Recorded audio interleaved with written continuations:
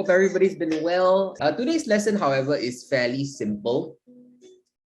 Topic recap last week, prepositions. What are prepositions? Okay, prepositions come before nouns or objects, and it can use to connect ideas to one another.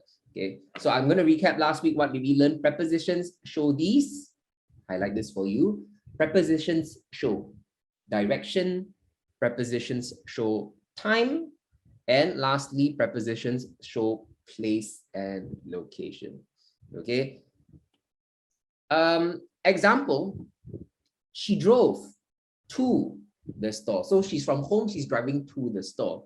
If I say she drove from the store, it means that she's at the store and she's driving towards wherever I am right now. Okay, so she drove to, going there, she drove from, coming back. He was born in 2015. He was born in December. He was born on a Friday. So day, we use on. Date, exact date, we use on. Month, we use in. Year, we use in. So invisible, right? A lot of people would like to be invisible.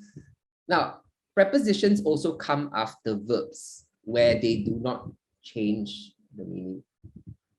Now, if it doesn't change the meaning of the verb, it's a preposition. If it changes the meaning of a verb, it is a phrasal verb. Okay, so if the preposition is added in front of the verb and the meaning stays the same, it is a preposition. If it is added in front and the meaning changes, it is a phrasal verb. Okay, so like the word worries, right? You have to use the word worries about. About doesn't change the meaning of the word worry. Okay, so it is a verb plus preposition. But when you use it like this, get through, we will get through COVID-19 together, or we will get through this ordeal together. Now, the word get by itself means to like take something is to get something. Okay, but get through, when used together, this word has a different meaning. It means to survive. Oops, my handwriting. Apologies. To survive. So when the meaning changes, boys and girls, it's considered a phrasal verb. If the meaning doesn't change, it's just a verb and preposition. Okay. Now, next one, adjective. Adjectives and prepositions. The prepositions rarely ever change the meaning of adjectives. Okay, the adjectives and the prepositions, the meanings never change. Okay, but we must always remember what prepositions are used after certain types of adjective. Like I'm dedicated to my studies. I can't say I'm dedicated for my studies or dedicated with my studies. Okay, so I'm dedicated to my studies. I'm very serious about my studies. I'm dedicated to it. The meanings of the adjectives never change. Okay, only verbs, when they change the meaning, it's called a phrasal verb. Okay, let's do a quick recap now. Question number one, bubbles really, really early. Who is that pink lady walking blank?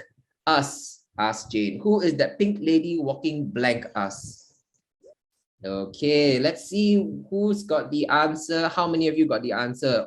95% of you got this correct. Okay, so who is this pink lady in pink walking towards us? Okay, walking up us sounds really strange, unless Jane is an ant, or Jane is the pavement, or Jane is a bacteria, then you could use walking on us. But I doubt Jane is bacteria or an ant, right? But yes, if Jane was an ant, she could be walking on us. Okay, so the correct answer for this is number 4, towards us. Wait, number 2. The hot air balloon rose the trees, excuse me, and went out of sight. A lot of you use the word rose up the trees. You cannot rise up the trees. You can rise up into the trees. You can rise up beyond the trees, but you cannot rose up the trees. You cannot rose up the trees. Okay, so 22 of you wrote rose up. The correct answer is to rise above the trees. Okay, and we also have a clue here because of the word out of sight, right? So the answer is rose above the trees. Now, rose is the past tense of rise. Anybody knows the past perfect tense of rise? The past perfect tense? Past perfect tense of rise. Yes, very good. Not rose. Rose is past tense. Yes, well done. I see many people. It's risen. Okay, risen is the past perfect tense, which means that the action has taken place and it has already completed. Oh, he has risen from the dead. I hear this every like Good Friday. He's risen from the dead, like some horror movie. Anyways, please don't be offended. Next one, number 3. How much does a train ticket blank Zurich to Brussels cost? In case those of you who are not very good with geography, you don't know where Zurich is, you don't know where Brussels is. Zurich is in a very nice country called Switzerland. Okay, Zurich is in Switzerland, Brussels is in Belgium. They are neighboring countries. How much does a train ticket? You have your answer here. You go from a place to another. So the answer for this is number 3. So the answer is number 3. There are 32 of you who answered number 4. How much does a ticket to Zurich to Brussels cost? Okay, you have 1 2. You already have 1 2, so you shouldn't have 2 2s. Get it? Okay, 1 2, not 2 2. Okay, number 4. Dinner has been served blank almost an hour now. The food must be cold. Now, served is always used with this preposition. Dinner has been served blank, okay? All right, boys and girls, we did pretty well for this question. We have 80% of, no, more than 80%. We have a good 85% of you getting it correct, with very few of you answering it wrongly. The correct answer for this, right, is number 2. It has already been served for an hour. Okay, so since so few of you got it wrong, I'm not going to spend too much time explaining. It's just that served and for commonly used together, right? So they are commonly used verbs and preposition. Okay, next one, number 5. I sent my cousin the letter today. He should receive it blank Monday. Okay, so let's look at the number of correct answers. Nobody picked number 4. 2 of you picked number 2. He should receive it at Monday. No, he shouldn't receive it at Monday. Receive, right?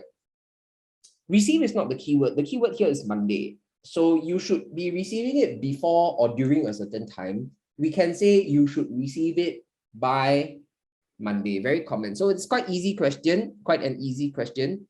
Okay. Best answered question so far with 95% of you getting it right. Wait. All right. Next question in number. So the lesson overview. Okay. Today we are done with prepositions. Let's talk about interrogative words. When we were younger, we used to play football. And once we played football and we smashed someone's window accidentally. And that was the first time I've ever been interrogated by the police. So we were like 14 then, and someone called the police on us for breaking their window. And they interrogated me. So we were very scared. And so the police were constantly asking questions. Right? What were you doing there? What time were you playing football? Right? Can you identify which football you used? Why do you have to play at the void deck? Why can't you play at the football court? So they kept asking us questions, and then we were a bunch of very blur teenage kids. And they were interrogating us. Ooh.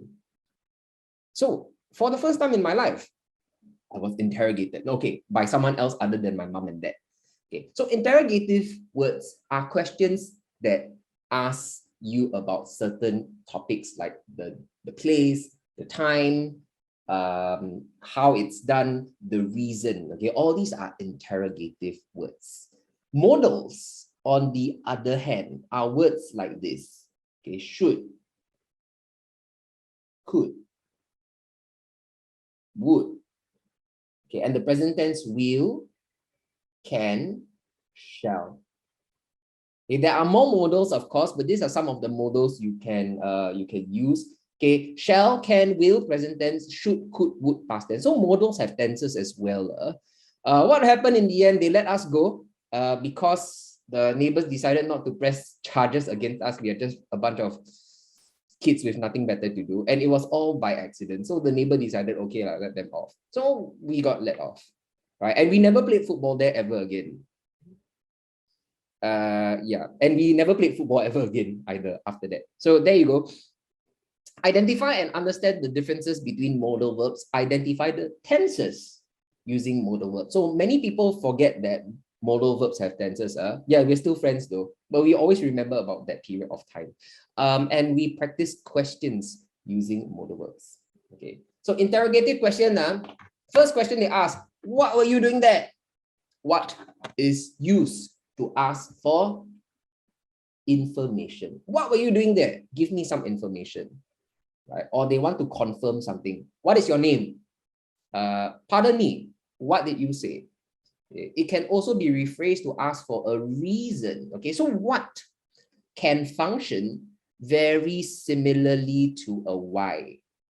Okay, what did you do that for is very similar to why did you do that. Okay, so when you're doing comprehension, when you see a what question, it is not always just asking for information. Okay, what can be phrased to ask for reason as well. So asking for information, you use what? What is your name? What did you say? What did you do that for? Reason. Okay. Next, another interrogative word that we can talk about. Now, if you're interrogating and you want to know the time, when did you start playing football? Okay. When did she leave? When did the incident happen? It's about time. If it's used to discuss about place or position, we ask, where did you put it? Okay, I'm going to go through this very quickly because it's very easy. Now, if you are supposed to make a choice, and it doesn't always have to be a thing. It's usually about a thing you ask which. But if you have to make any choice, right? Which of the boys went to the park? Or which of the boys broke your window? Now, boys are humans, right? You cannot say who of the boys. Right? But if you want to choose between the boy, you want to know which boy did it. Okay, you have to use which of the boys. Even though boys are humans, you should use who or where, who or whom for boys. But if you're asking for a choice, you should say which of the boys. Okay, which color do you prefer? Which do you prefer, this game or that game? So generally think, but it can also be used to ask for which person or which human. Okay, now why very basic, you just need to remember that why is always used for reason. Just give me a reason. Okay, it's similar to what we've mentioned earlier, what for. Okay, so why do you attend class? For bubbles or for learning? Why don't I help you? Okay, what's the reason? Why don't I help you? Hey, Yu Cheng, bubbles. Lakbir, very honest about her bubble chasing ways. Very good. Okay, yeah. As long as you want to learn, right? Bubble chasing is fine. As long as you learn something, which is good. So interrogative words are question words. Who asks about a person? Who asks about the object or ownership? Whose? Okay. Whose Apple pen is this? Or whose lighter is this? Or whose wallet is this? Okay, I want to know about the owner of these things. Okay, who? Who's determined? Now, whom, okay, is tricky. Okay, many of you will use who are you going to ask to the party? But if you use who, you would be wrong. Okay, now it all depends on the verb that you use. It all depends on the verb. Now, in this case here, the verb is ask. Who is asking? You are asking, right? Who are you asking? I am asking John to the party. So we think about it, let's work backwards. Let's work backwards. Okay, you ask, in my mind, I already decided I am asking John to the party. So I, subject, am asking, verb, John, object. If I want to refer to John, who's the object, right? Okay, you will ask me, whom are you asking to the party, right? You is the subject, John is the object. So if I want to ask you for the object, okay, I would use the word whom. Okay. Whom did they choose as team captain? So let's work backwards for the second one as well, if you're not clear about the first one. They chose a team captain. Okay, he's John. Okay, they chose a team captain, John. So they is the subject. Chose is the verb. Now I want to ask who is this person, right? So this team captain here is the object. So I want to refer to him. I use whom did they choose as team captain? Okay, because this person is the object. So every time I'm referring to the object, I use whom. Okay, so Lady Gaga, say for example, we have this example, Lady Gaga poked my face.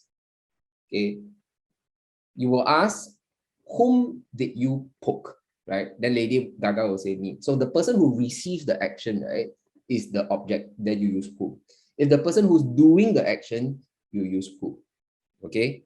So if you're confused, never mind. There's not that many questions on who and whom. The last one, the second last one I'm going to talk about is how. How talks about three things. You have to memorize this. How talks about, very important, the way or the manner something is carried out. Okay, first one, the manner something is carried out. Number two, the way something is carried out. And number three, the quality of an object. Okay, so the quality of an object. How does this work? Okay, what manner does this work? How did you do in the test, right? What was the way? Or how did you do in the test? What was the way? Okay, how long will it take? This one though is asking for the period of time. Okay, period of time. So how is an interrogative word that you will use for a period of time. Okay, so let's try bubble question number 6 together. Bubble question number 6. Now the original question was a bit different. I had to change it to make it a bit clearer. Okay, so the answer is, because you have this word last time, right? I know that I'm talking about a time. Okay, so it's when. Now, the original question was like this, and I changed it for your good because the original question was a bit confusing. Okay, the original question was, dash, did you last feed your pet crayfish? Now, if the original question came out, I can foresee many of you will choose number 2. Okay, now the original question was this. I had to change the question for you guys because you'll notice, right, this original question over here has 2 answers. It could be, what did you last feed your pet crayfish? Like what item, okay? It can also be the time. When did you last feed your pet crayfish? Okay, so I changed it because I think the original answer wasn't quite correct. Okay, and if you ever have questions like this over here, right? If you ever have questions like this, make sure you check with your teacher. Okay, if the teacher doesn't give you the mark, you have to tell them, teacher, there are possibly more than one answers that make sense. Okay, so make sure that if there is more than one answer that makes sense in your school papers, do check with your teachers. Okay, sometimes they might have accidentally written a wrong question. Okay, yeah, why did you last feed? Why is a bit strange though, I would think. Why did you last feed? Last feed is usually about the time, okay, or the previous occasion. Okay, number 7, let's try this.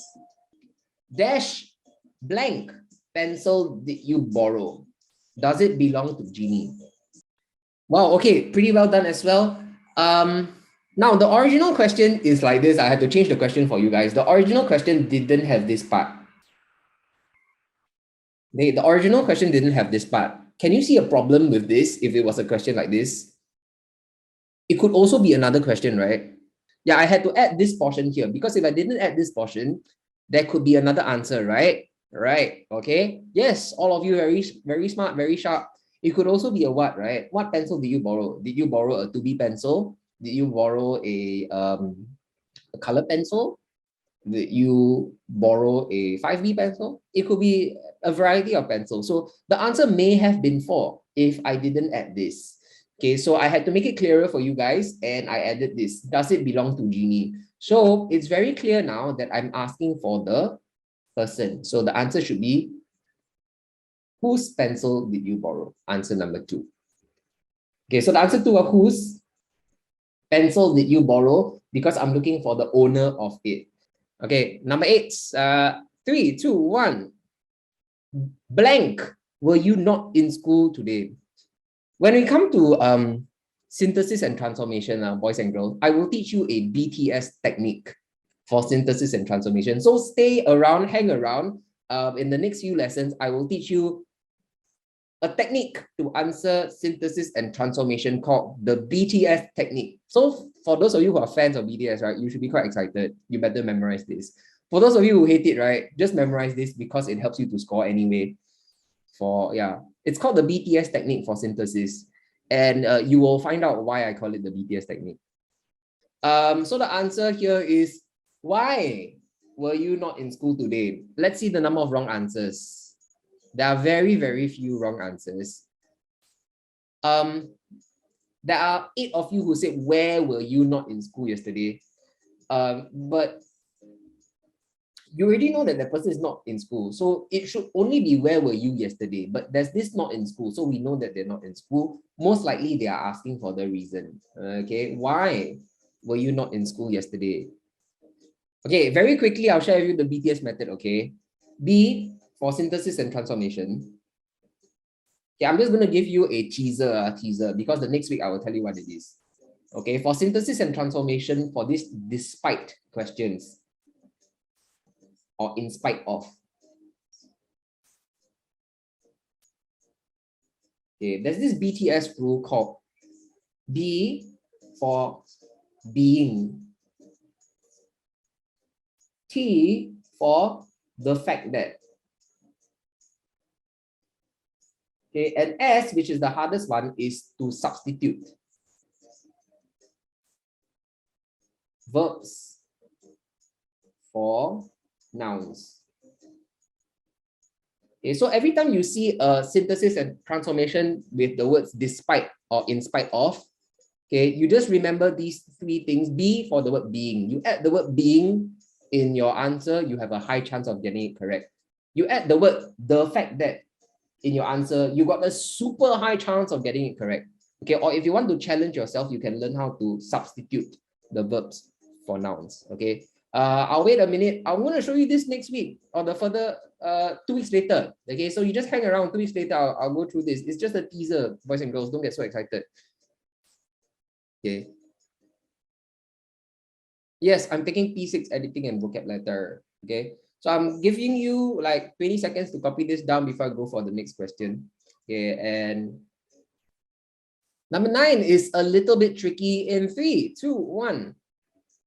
So let's see the numbers. Okay, let me count. 75% of you got this wrong. Only 25% of you got this right. What is the reason for that? Those of you got it right, you choose what. And do you know why what is correct?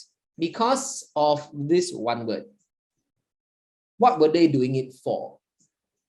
What were they doing it for? If there was no for, now be very aware, the word for is the super important word. Because if they had taken away the word for,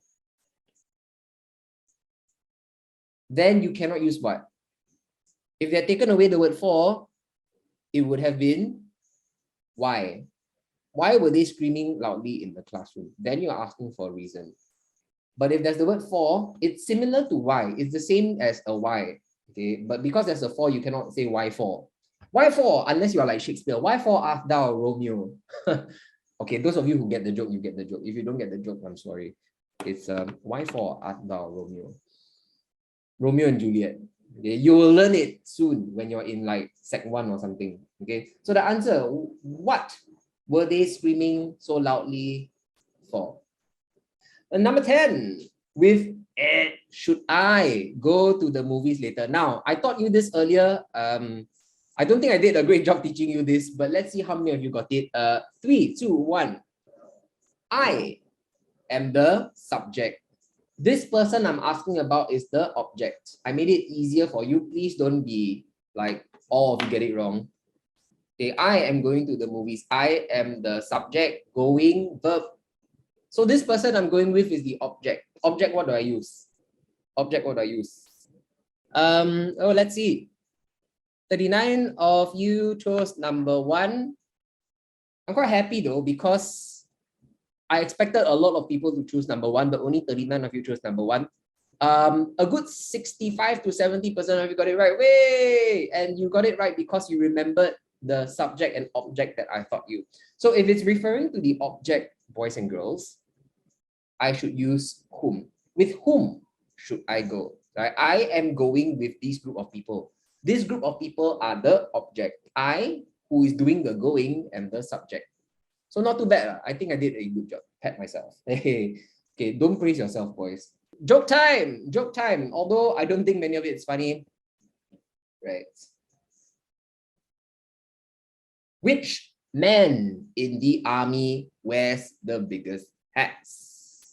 Okay, the answer is number 3. Break time. The one with the biggest head, of course. What ring is always square? A boxing ring, of course. And how do you make a sausage roll? Hey, push it down the hill. And you can make a sausage roll. So it's a break time. It's just to like ease your brains off all these bubble questions. Okay. I want you all, right, to take a print screen of this, to take a picture of this, because this is something that you will need for your future use. Okay, knowing what's a modal. All these are modals. Can, could, will, would, shall, should, may, might, must. All these are modals. Okay, must is another modal. Let me write this for you. Can, could, shall, should, may, might, must. All these are modals. And those of you who have learned it in school, congratulations, right? We're going to revise on this topic again. So can is used for possibility or ability. Okay, but generally it's used for ability. So please don't ask your teacher, can I go to the toilet? Right? You have the ability to go to the toilet. You should say, may I go to the toilet to ask for permission? Okay, can means ability or possibility, unless it's informal situations. Then you can ask can. Okay, can I use the bathroom? It's fine. But informal situations, when you're asking a teacher, it should be may I use, okay, to show that it's a formal situation. That's the right way to use it. Next, could. I'm going to highlight this. It defines possibility in the present or to show an ability in the past. Okay, it can be used to identify a possibility in the future that is dependent on an action that is happening right now. Okay, so you're going to make an action right now, you're going to make a decision. This will affect something down the line in the future. Until he grew taller than me, I could run faster than him before. Okay, so before he grew taller than me, back then in the past, right, I was faster than him. We could go out for dinner, or we could just eat leftovers. These two are indicating possibility, right? Possibility. If she practiced more, she could sing beautifully. This is the possibility in the future. Okay. So may is similar as well. May is used to ask for permission. Might is to express possibility in the past, present, or future. Okay, so I'm going to reach bubble questions real soon. Just 2 more. Will is used to talk about the future with absolute certainty. So if something is quite highly going to happen in the future, you use the word will. Okay, would is about talking about the future in the past. Okay, it can be used to express a situation dependent on another action. Okay, if I knew it would be cold, so I packed sweaters. If I had $1 million, I would buy a factory car. Notice if everything is in past tense, right, we use would. If everything is in present tense, we use will. Okay, that's all you need to remember. If everything is in past tense, we use would. If everything's in present tense, we use will. The last two shall indicate a strong promise. Okay, it's a possible promise in the future. It shall be delivered tomorrow. Shall, it can also be asked, can be used to ask a question for permission. Okay, should.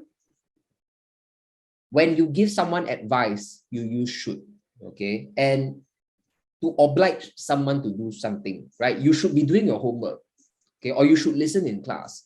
Then you use the modal should to want to make someone oblige or to listen to your advice. Okay, so we're going to go to bubble question time, right? I think I made it quite clear. It's not that hard. Bubble question number 11.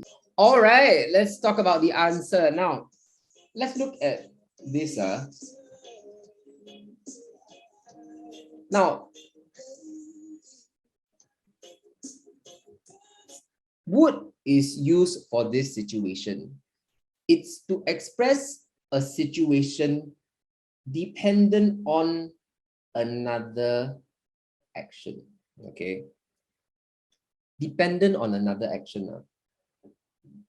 So here's another action. I like long hair. Okay, so the chances are that this person would have gotten a haircut. But because this person likes long hair, we can infer that this person did not cut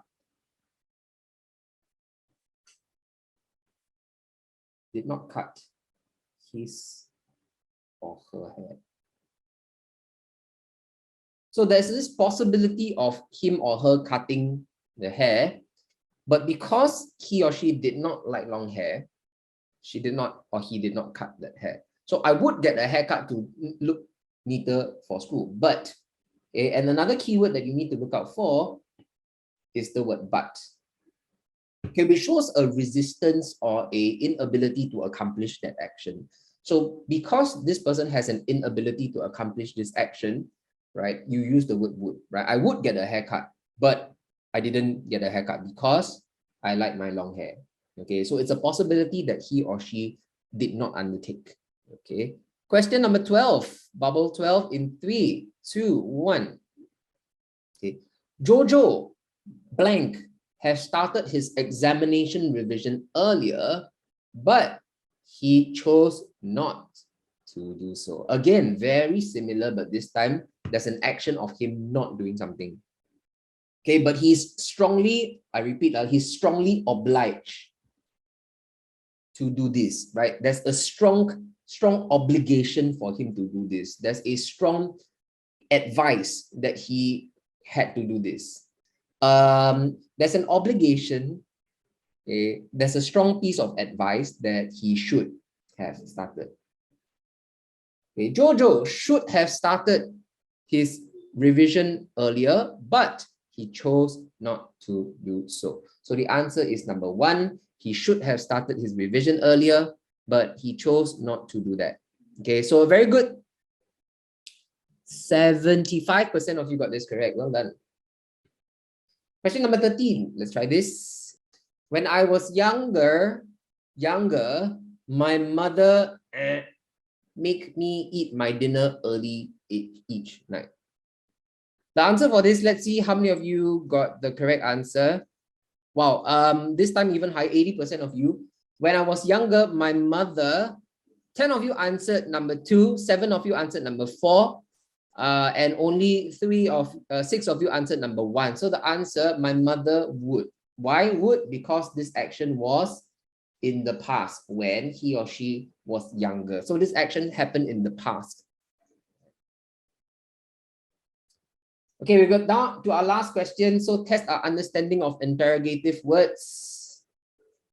Report to the principal's office right now as he wants to have a word with you. What's the answer for number 14? 3, 2, 1.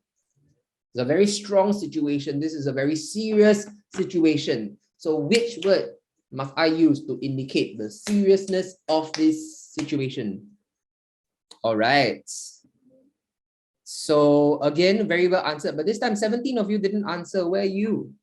Okay, the answer for number 1, you must, number 14, you must report to the principal's office right now. You can see it's a very strong obligation as he wants to have a word with you. So if the principal wants to talk to you, there's no maybe I go see the principal, or let me think about it. If I'm free, I'll go see the principal. No, no, no.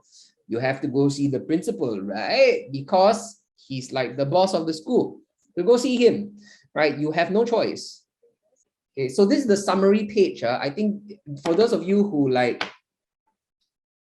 didn't come for like half the lesson and you want to know what's going on, take a picture of this page. This is what we have learned today. So interrogative words ask question like what, where, when, why, which, who, whose, whom, how. I think today we are going through it in a very superficial manner, but I think the most important words that you need to differentiate is these 3. The who, whose, and whom. Okay, these are 3 important words. Okay, next, modal verbs. Just remember which ones are in past, which ones are in present. Okay, so these are modal verbs that are in present. These are modal verbs which are in past. Okay, so in the meantime, take care of yourself, boys and girls. This has been a good time teaching you on Geniebook, and looking forward to see you the next time. Bye. See you when I see ya.